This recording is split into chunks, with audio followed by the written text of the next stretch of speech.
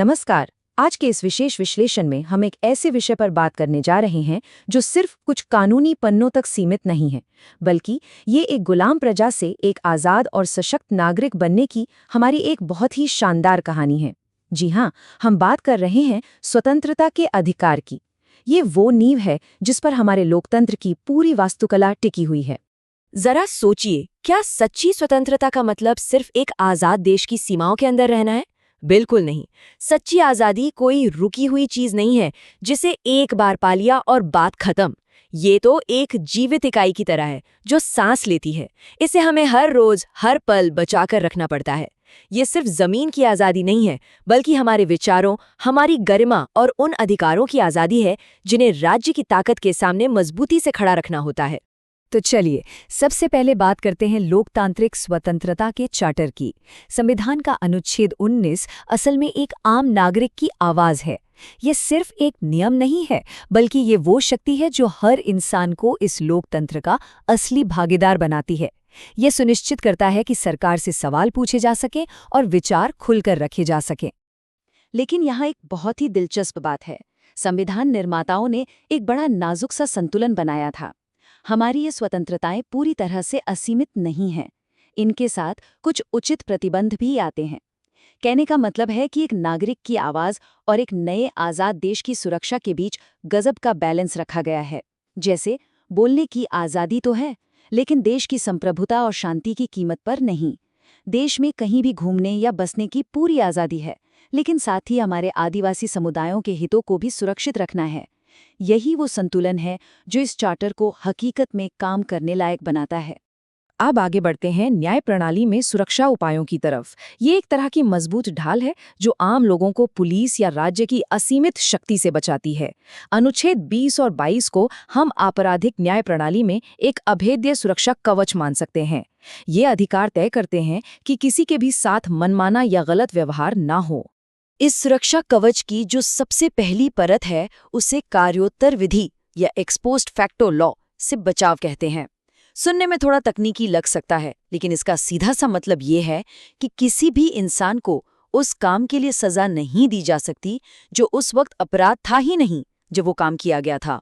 और सबसे बड़ी बात जानते हैं, ये एक ऐसा मजबूत बचाव है जिसे राष्ट्रीय आपातकाल यानी नेशनल इमरजेंसी के दौरान भी नहीं छीना जा सकता। इसी ढाल की दूसरी महत्वपूर्ण परत है दोहरा दंड या डबल जेपार्डी से बचाव, यानी एक ही अपराध के लिए किसी को 2 बार सजा नहीं मिल सकती। इसके साथ ही एक और बेहद जरूरी अधिकार जुड़ता है, और वो है खुद के खिलाफ गवाही न देने का अधिकार। राज्य किसी को भी अपना गुनाह कबूलने के लिए मजबूर नहीं कर सकता। अब यहाँ आपराधिक न्याय प्रणाली में हिरासत के 2 अलग-अलग पहलुओं को समझना जरूरी है। एक तरफ है दंडात्मक निरोध, जहां गिरफ्तारी के 24 घंटे के भीतर मजिस्ट्रेट के सामने पेश होने और अपने वकील से मिलने का पूरा अधिकार मिलता है। वहीं दूसरी तरफ है निवारक निरोध, यानी प्रिवेंटिव डिटेंशन, जो असल में अंग्रेजों के जमाने का कानून है। इसमें बिना मुकदमे के सिर्फ एहतियात के तौर पर हिरासत में रखने की अनुमति होती है। हाल ही में जसीला शाजी मामले में अदालत ने साफ कर दिया है कि निवारक निरोध में भी हिरासत में लिए गए व्यक्ति को सारे दस्तावेज उसी के भाषा में दिए जाने चाहिए, ताकि सिस्टम में पूरी निष्पक्षता बनी रहे। चलिए, अब आते हैं जीवन और गरिमा पर। ये हमारी इस पूरी चर्चा का सबसे अहम पड़ाव है। अनुच्छेद 21 को हम पूरे संविधान की आत्मा कह सकते हैं। यही वो हिस्सा है जो बाकी सभी अधिकारों में जान फूंकता है, क्योंकि सीधी सी बात है, गरिमापूर्ण जीवन के बिना बाकी सारी स्वतंत्रताएं एकदम बेमानी हैं। अब देखते हैं कि समय के साथ ये अधिकार कैसे मजबूत हुआ। इसकी कहानी बड़ी दिलचस्प है। 1950 के ए.के. गोपालन केस के समय कानून द्वारा स्थापित प्रक्रिया को बहुत ही सीमित दायरे में देखा जाता था, लेकिन फिर 1978 में आया मेनका गांधी केस, जिसने सब कुछ बदल दिया। यहाँ न्यायसंगत, निष्पक्ष और उचित प्रक्रिया का एक बिल्कुल नया सिद्धांत सामने आया। और फिर 2002 में शिक्षा के अधिकार के जुड़ने से मानव गरिमा की ये इमारत और भी ज्यादा मजबूत हो गई। मेनका गांधी मामले ने तो भारतीय न्यायपालिका में सच में एक क्रांति ला दी थी। यहीं से जन्म हुआ स्वर्णिम त्रिभुज का। अब यह अधिकार अलग अलग डिब्बों में बंद नहीं है। अगर आज राज्य कोई ऐसा कानून बनाता है जो किसी की स्वतंत्रता पर असर डालता है, तो उसे इस स्वर्णिम त्रिभुज यानी समानता, स्वतंत्रता और जीवन के अधिकार, इन तीनों कसौटियों पर एक साथ पास होना होगा। यह मनमानी के खिलाफ एक बहुत ही मजबूत दीवार बन गई है। इसे हम परिवर्तनकारी संविधानवाद कह सकते हैं। सर्वोच्च न्यायालय ने जीवन के अधिकार का दायरा इतना ज्यादा बढ़ा दिया है कि इसमें वो सब कुछ शामिल हो गया है जो एक इंसान को अच्छी जिंदगी जीने के लिए चाहिए, चाहे वो निजता यानी प्राइवेसी का अधिकार हो, रोजगार हो, स्पीडी ट्रायल हो या फिर एक साफ सुथरा पर्यावरण। ये साफ दिखाता है कि हमारा संविधान कोई रुकी हुई किताब नहीं है, बल्कि समय के साथ आगे बढ़ने वाला एक जीवंत दस्तावेज है। डिजिटल युग की चुनौतियां। इतिहास और कानूनी बुनियादी बातों को समझने के बाद अब वक्त है 2020 के दशक की जटिल दुनिया में कदम रखने का। आज के समय में व्यक्तिगत स्वतंत्रता को नई डिजिटल और कानूनी चुनौतियों का सामना करना पड़ रहा है, और सच कहें तो आज़ादी के मायने अब बहुत तेजी से बदल रहे हैं। हाल ही में हुए कानूनी बदलावों को ही ले लीजिए।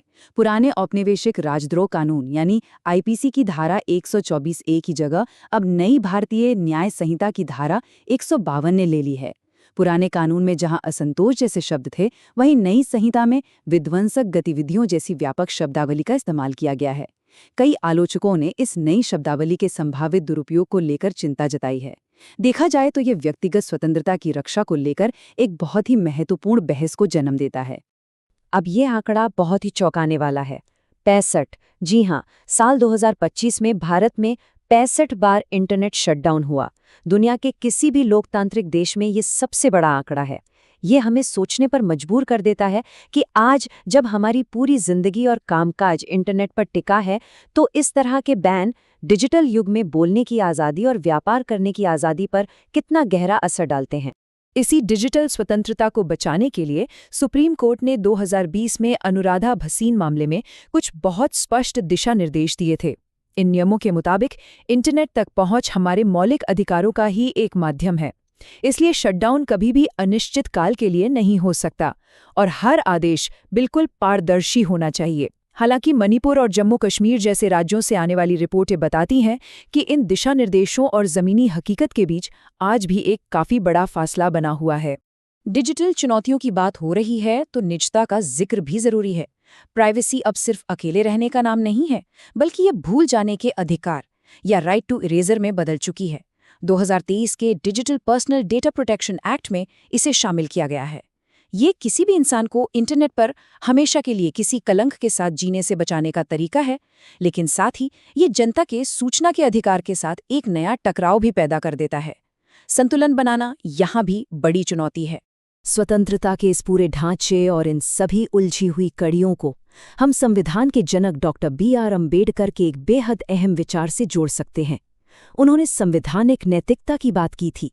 यही नैतिकता वो परम रक्षक है जो राज्य की मनमानी के खिलाफ एक आम इंसान के अधिकारों को बचाती है। ये सुनिश्चित करती है कि कानून का शासन हमारे सामाजिक पूर्वाग्रहों या सिर्फ बहुसंख्यक विचारों से हमेशा ऊपर रहे। तो लबोलुबाब ये है कि राज्य की ताकत और व्यक्तिगत स्वतंत्रता के बीच का ये नाजुक संतुलन हर हाल में बना रहना चाहिए। लेकिन एक बड़ा सवाल जो हम सबको खुद से पूछना चाहिए वो ये है कि क्या हमारी ये संवैधानिक नैतिकता भविष्य की इन अभूतपूर्व डिजिटल चुनौतियों का डटकर सामना कर पाएगी? क्या ये इस तेजी से उलझते डिजिटल भविष्य में मानव आत्मा और हमारी स्वतंत्रता को यूं ही बचाए रख सकेगी? इस गहरे सवाल के साथ आज की ये चर्चा यहीं समाप्त करते हैं। उम्मीद है इस विश्लेषण से इस जटिल विषय की एक साफ और दिलचस्प समझ मिली होगी। जुड़े रहने के लिए बहुत बहुत धन्यवाद।